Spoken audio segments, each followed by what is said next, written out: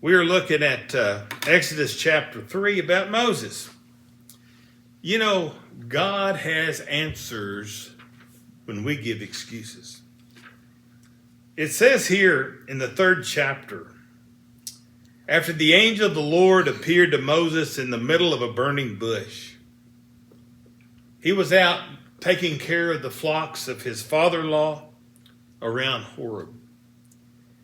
And it says, now Moses was pasturing the flock of Jethro, his father-in-law, the priest of Midian. And he led the flock to the west side of the wilderness and came to Horeb, the mountain of God. The angel of the Lord appeared to him in a blazing fire from the midst of a bush. And he looked, and behold, the bush was burning with fire, yet the bush was not consumed. So Moses said, I must turn aside now and see this marvelous sight, while the bush is not burned up. And the Lord saw that he turned aside to look. God called him from the midst of the bush and said, Moses, Moses. And he said, here I am. And he said, do not come near here. Remove your sandals from your feet, for the place on which you stand is holy ground. God comes to Moses for a purpose. He's got something for him to do. Now, as we look here at verse 5 through 8, we understand that he's talking to God. He's standing on holy ground. And God says, look, I've come down here. This is verse 8. He says, so I've come down to deliver the children of Israel, them, from the power of the Egyptians, and to bring them up from the land to a good and spacious land, of the land flowing with milk and honey, to the place of the Canaanites and the Hittites and the Amorites and the Perizzites and the Hivites and the Jebusites.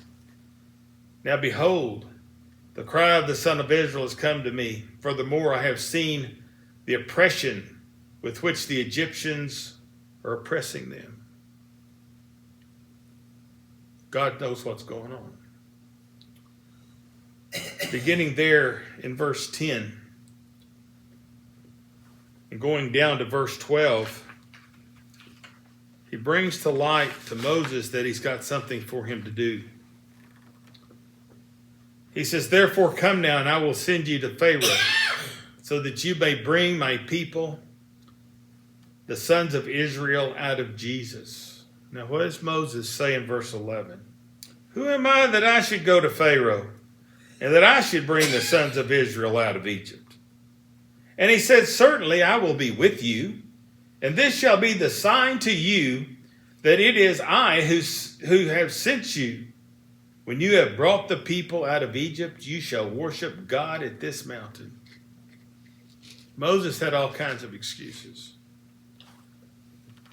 Right there in verse 12 is the key to all the excuses. God does not leave us by ourselves alone whenever he asks us to do something. And there's all kinds of excuses. And we can go continue to read through this whole thing. And he talks about going to the elders and how they're going to believe me. They won't believe me. And he sets forth a way that they will believe him. And it talks about the rod. It talks about his hand putting it in his bosom and it coming out with leprosy. And he puts it back and there's no leprosy. And then he says that they don't believe. Take a little water out of the Nile and drop it on the ground, it'll turn to blood. Remember what happened to the Nile and all of this? It turned to blood. Moses said he was with him. And he said, I'm not an eloquent speaker. I can't speak for you, God. And God told him, yeah, you can, because I'm with you. They said, give me some help. Send somebody else. So God says, well, you can take Aaron, your brother, and I will speak to you, and you will speak to Aaron, and then he will speak to those that are listening. He had a lot of excuses. And folks, people have excuses for not serving God today. I don't have time. I'm too busy. There's always an excuse for not serving God. It's kind of like worshiping God. I just can't get up that early and make it down there by the middle of the morning. It's just too early. That's why we have 5 o'clock service. Oh, that's too late. There's always an excuse.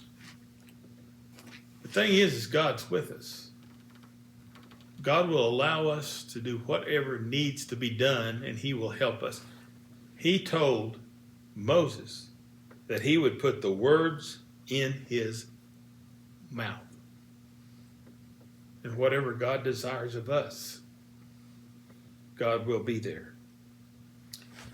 In the 8th chapter of the book of Romans, in verse 28, it says, "And we know that God causes all things to work together for good to those who love God, to those who are called according to his purpose. For those whom he foreknew, he also predestined to become conformed to the image of his Son, so that he would be the firstborn among many brethren. And these whom he predestined, he also called. And these whom he called, he also justified. And these whom he justified, he also glorified. What then shall we say to these things? If God is for us, who is against us?" And God is for us. Dear friends, if there's a need on your heart this evening, please let that need be made known as together we stand and as we sing.